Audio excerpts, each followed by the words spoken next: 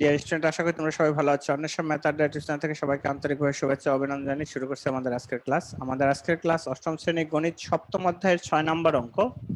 দেখো, নিচের সেটগুলোকে সেট গঠন পদ্ধতিতে প্রকাশ করো। আমরা সেটকে পড়েছিলাম দুই প্রকার, একটা হচ্ছে তালিকা পদ্ধতি আর একটা হচ্ছে কি সেট গঠন পদ্ধতি। তাহলে নিচের সেটগুলোকে সেট গঠন পদ্ধতিতে প্রকাশ করো। এটাকে সেট গঠন পদ্ধতিতে প্রকাশ করতে হবে, আছে তালিকা পদ্ধতিতে নিতে হবে সেট গঠন পদ্ধতিতে। তাহলে সেট গঠন পদ্ধতিতে নিতে হলে আমরা কিভাবে করতে পারি স্যার? এখানে প্রথম ক নাম্বার অঙ্কের মধ্যে আছে 3 4 5 6 7। তা এইভাবে সংখ্যাগুলো আছে। এখন এই সংখ্যাগুলো কি ক্রমিক? যদি ক্রমিক হয় তাহলে এক রকমের হবে, আর যদি বিজোড় সংখ্যা হয় তাও এক রকমের হবে।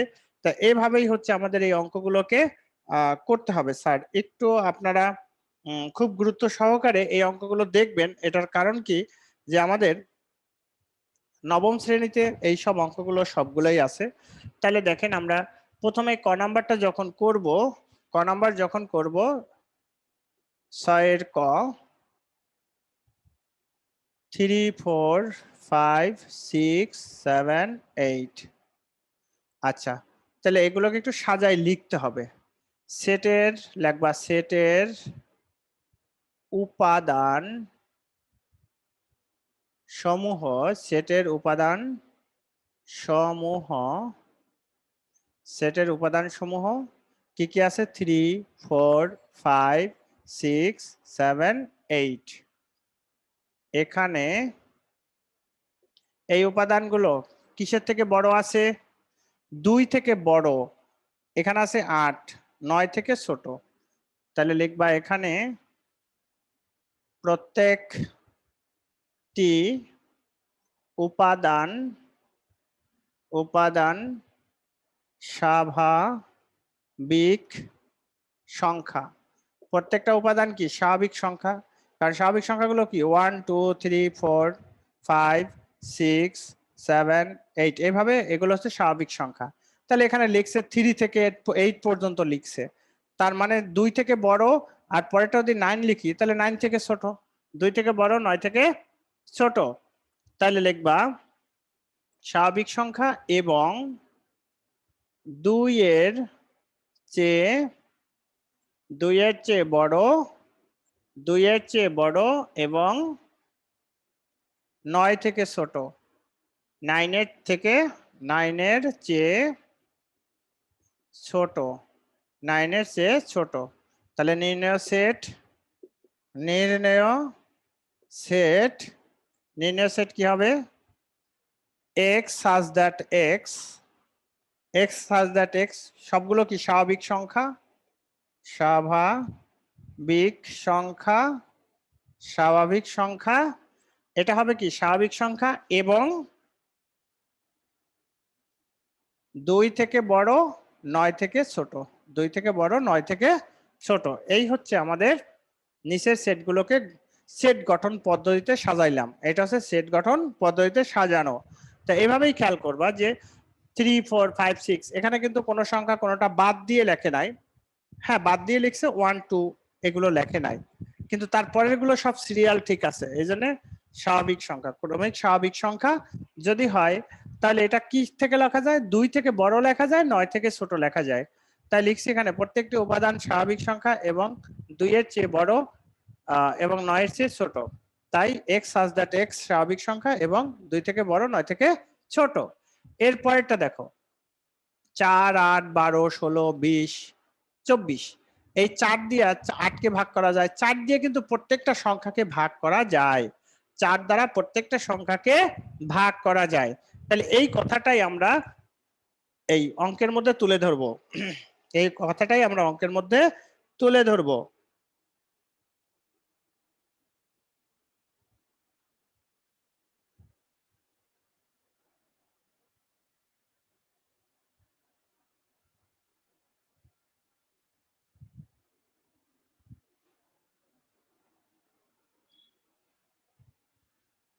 খ নাম্বার 4 8 12 16 20 24। তাহলে কি লিখবা? এখন আমরা এটাকে যদি প্রকাশ করতে চাই, লেখো উপাদান সমূহ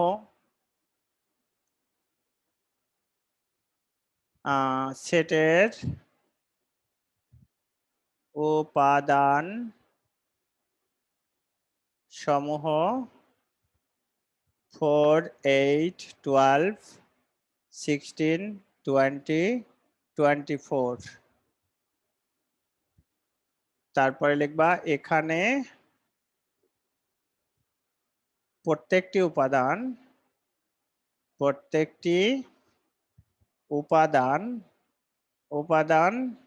4 এর 4 দিয়ে ভাগ করা যায়, মানে 4 এর গুণিতক, 4 এর গুণিতক এবং 24 এর চেয়ে 24-এর চেয়ে বড় না, মানে 24-এর চেয়ে বড় নয়, 24-এর চেয়ে বড় নয়, সেটা হয়তো হবে 24-এর চেয়ে ছোট।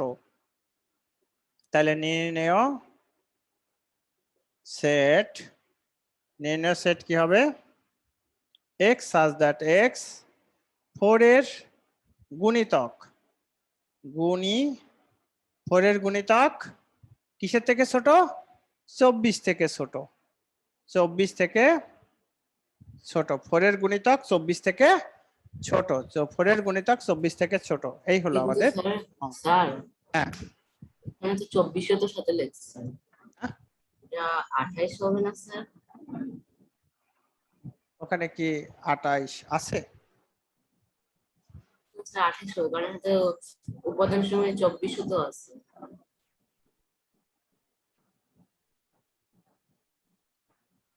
স্যার তোমার কথা ঠিক আছে, 24 তো আছে, 24-এর বড় নয়,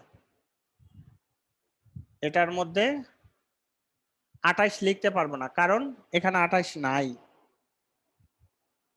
বুঝতে পারছো? এখানে আমরা 28 কথাটা লিখতে পারবো না, এটাই লিখতে হবে, কারণ 24-এর বড় না, 24 থেকে ছোট মানগুলোই হবে এটা। কি বলছি বুঝছো? তোমার কথা ঠিক আছে, কিন্তু সে তো এখানে 28 পর্যন্ত লেখে নাই, 24 এটাও বলে নাই যে 24-এর বড় হতে পারে। যদি বলতো তখন আমি লিখতে পারতাম, আমাকে তো এটা বলে নাই। Okay sir? আচ্ছা স্যার। আচ্ছা, এরপরে দেখেন আমরা যাব এইটায়।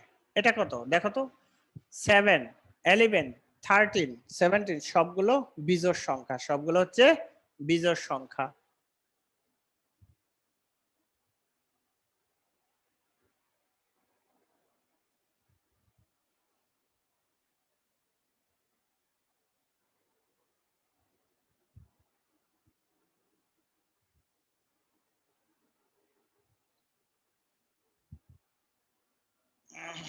স্যার এগুলো মৌলিক সংখ্যা না স্যার?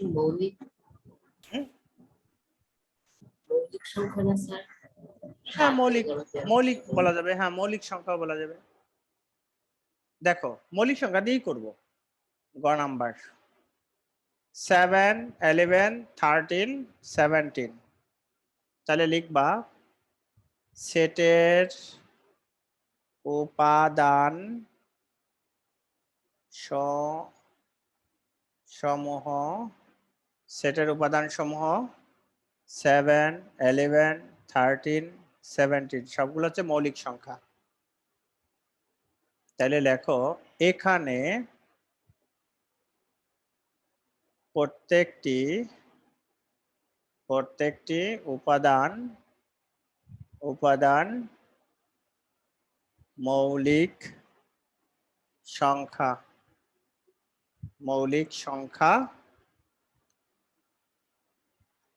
তাহলে মৌলিক সংখ্যা কার থেকে বড় লিখতে পারবো? 5 থেকে বড়, 5 থেকে বড় এবং কত থেকে ছোট? 17-র পরেরটা হচ্ছে 7, 19, 19 থেকে ছোট, 19 থেকে ছোট। নির্ণেয় সেট, তাহলে নির্ণেয় সেটে কি লিখবা? মৌলিক সংখ্যা এবং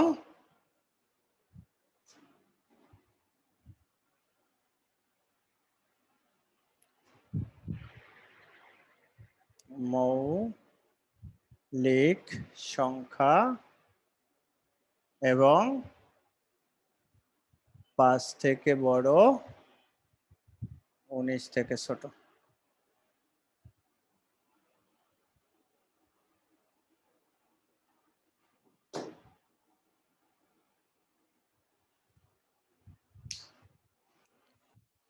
তো ডিয়ার স্টুডেন্ট, আশা করি তোমরা অঙ্কটা বুঝতে পারছো। তো আমাদের আজকের লেকচার এই পর্যন্তই। যদি আমাদের ক্লাসগুলো ভালো লাগে তাহলে অবশ্যই আমাদের চ্যানেলের সাথে থাকবা। অন্বেষা ম্যাথ আড্ডা টিউশন থেকে আমার শিষ্যরা আজকে বিদায় নিচ্ছি। দেখা হবে পরবর্তী ক্লাসে।